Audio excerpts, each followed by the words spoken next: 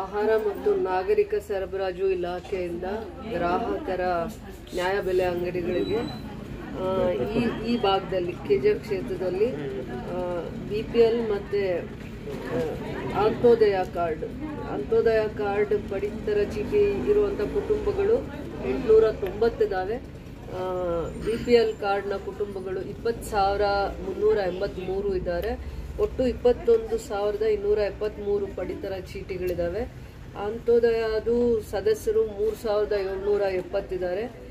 BPL ಕಾರ್ಡ್ನಲ್ಲಿ 20,383 ಕಾರ್ಡ್ಗಳಿಗೆ 80,000 ಕುಟುಂಬಗಳು ಇದನ್ನ ಅಂದ್ರೆ 80,000 ಸದಸ್ಯರು ಇದ್ದಾರೆ. ಒಟ್ಟು 84,134 ಸದಸ್ಯರಿಗೆ ಇದು ಆಹಾರ ಇಲಾಖೆಯಿಂದ ಇವರಿಗೆ ಫೆಬ್ರವರಿ ತಿಂಗಳ 5 kg ಮತ್ತು ಮಾರ್ಚ್ ತಿಂಗಳಿನಲ್ಲಿ 10 kg ಸೇರಿ ಒಬ್ಬ ಸದಸ್ಯರಿಗೆ 15 kg ಕೊಡ್ತಾ ಇರೋದು. ಇವಾಗ ಇದಕ್ಕೆ ಮುಂಚೆ ಎಲ್ಲಾನು ಕೂಡ DPT ಮುಖಾಂತರ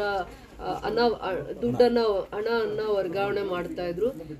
ಈ ತಿಂಗಳಿಂದ ಕಳೆದ ತಿಂಗಳ 5 kg ಮತ್ತೆ ಈ ತಿಂಗಳ 10 kg ಅನ್ನ ಇವರಿಗೆ ಈ ಫಲಾನುಭವಿಗಳಿಗೆ ಅನುಕೂಲ ಆಗಲಿ ಅಂತ ದೂರದೃಷ್ಟಿಯಿಂದ ಈ ರೀತಿ ಮಾಡಿದ್ದಾರೆ. ಈ ಯೋಜನೆಯ ಬಗ್ಗೆ ಇವರಿಗೆ ಜಾಸ್ತಿ ಬಹಳ ವರ್ಷಗಳಿಂದನೂ ಕೂಡ ಇವರು ಈ ಯೋಜನೆಯ ಫಲಾನುಭವಿಗಳು ಕೂಡ ಆಗಿರೋದ್ರಿಂದ ಮೊದಲು ಸ್ವಲ್ಪ ದಿನ ಅಕ್ಕಿ ಎಲ್ಲಿಂದ ತಗೊಂಡು ಬರೋದು ಅಂತ ನಮ್ಮ ರಾಜ್ಯ ಸರ್ಕಾರ ಬಹಳ ಚಿಂತನೆ ಮಾಡಿ ಒದ್ದಾಡ್ತಾ ಇತ್ತು.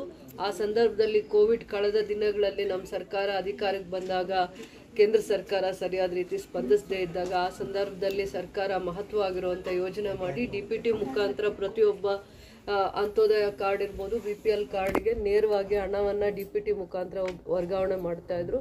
ಅದಾದ್ಮೇಲೆ ಕೇಂದ್ರ ಸರ್ಕಾರ ಮತ್ತೆ ರಾಜ್ಯ ಸರ್ಕಾರದ ಸಮನ್ವಯತೆಯಿಂದ ಮತ್ತೆ ಇವರಿಗೆ ಅಕ್ಕಿಯನ್ನು ಕೊಡುವಂಥ ಅನ್ನಭಾಗ್ಯವನ್ನು ಕೊಡುವಂಥ ದೂರದೃಷ್ಟಿ ಮೊದಲಿಂದ ನಮ್ಮ ಸರ್ಕಾರಕ್ಕೆ ಇತ್ತು. ಈಗ ಅದರ ಫಲಾನುಭವಿಗಳು ನನ್ನ ಕ್ಷೇತ್ರದಲ್ಲೇ 84,000 ಸದಸ್ಯರು ಇದರ ಯೋಜನೆಯ ಫಲಾನುಭವಿಗಳಾಗಿದ್ದಾರೆ.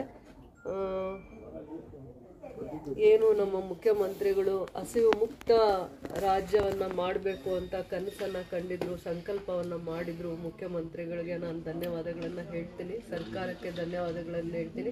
ವಿಶೇಷವಾಗಿ ನನ್ನ KGF ಕ್ಷೇತ್ರದಲ್ಲಿ ಕಾರ್ಮಿಕರೇ ಹೆಚ್ಚು ಇರುವಂಥವರಿಗೆ ಯಾವುದೇ ಒಂದು ಸರ್ಕಾರದ ಯೋಜನೆ ಅವ್ರ ಮನೆ ಬಾಗಿಲಿಗೆ ಮುಟ್ತಾ ಇದೆ ಅಂದರೆ ಇದು ಒಂದು ಪ್ರಾಮಾಣಿಕವಾಗಿ ಪಾರದರ್ಶಕವಾಗಿ, ಹೇಗೆ ಗೃಹಲಕ್ಷ್ಮಿ ಕೂಡ ಅದೇ ರೀತಿ ಅವ್ರ ಮನೆ ಬಾಗಿಲಿಗೆ ಸೇರ್ತಾ ಇದೆ, ಆ ರೀತಿ ಆಹಾರ ಇಲಾಖೆಯಿಂದ ಅಲ್ಲಿನ ಎಲ್ಲ ಜವಾಬ್ದಾರಿ ಸ್ಥಾನದಲ್ಲಿರುವಂಥ ಅಧಿಕಾರಿಗಳು ಮತ್ತು ನ್ಯಾಯಬೆಲೆ ಅಂಗಡಿಯ ವರ್ತಕರು ಏನಿದ್ದಾರೆ ಸರ್ಕಾರದ ಯೋಜನೆಗಳನ್ನು ಪ್ರಾಮಾಣಿಕವಾಗಿ ಮುಟ್ಟಿಸುವಂಥದ್ರಲ್ಲಿ ಯಶಸ್ವಿ ಆಗ್ತಾ ಇದ್ದಾರೆ. ಎಲ್ಲರಿಗೂ ಕೂಡ ನಾನು ಧನ್ಯವಾದಗಳನ್ನು ಹೇಳ್ತೇನೆ. ಹೊಸ ಕಾರ್ಡ್ಸು ಯಾವಾಗ ಆಗುತ್ತೆ?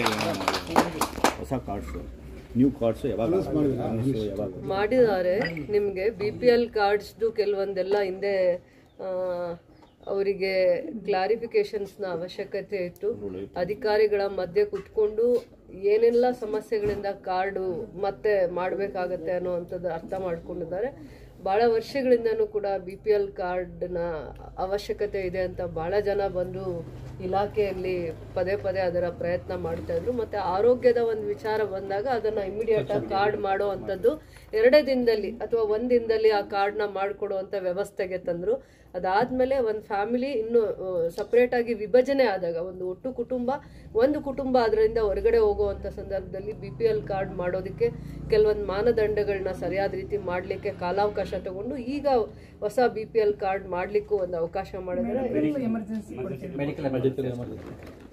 ಈಗ ಮೆಡಿಕಲ್ ಎಮರ್ಜೆನ್ಸಿ ಕೊಡ್ತಿದ್ದೀರಾ. ಮುಂದೆ ಅದರ ಒಂದು ಯೋಚನೆ ಕೂಡ ಮಾಡ್ತಾ ಇದ್ದಾರೆ. ಮುಂದೆ ಪ್ರಯತ್ನ ಮಾಡಿದ್ದಾರೆ ಅವರು.